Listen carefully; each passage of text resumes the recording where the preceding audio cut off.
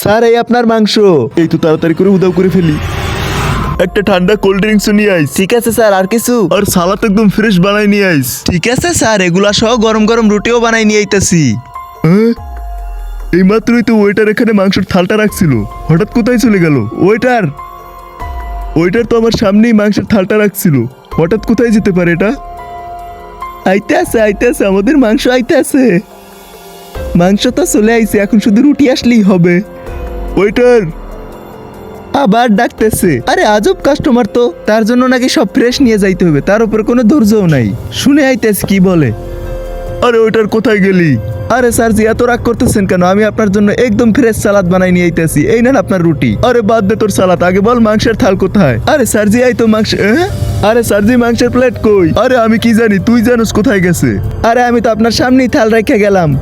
আমার মনে হয় আপনি আমার সাথে প্র্যাঙ্ক করতেছেন। আরে আমি কেন প্র্যাঙ্ক করব?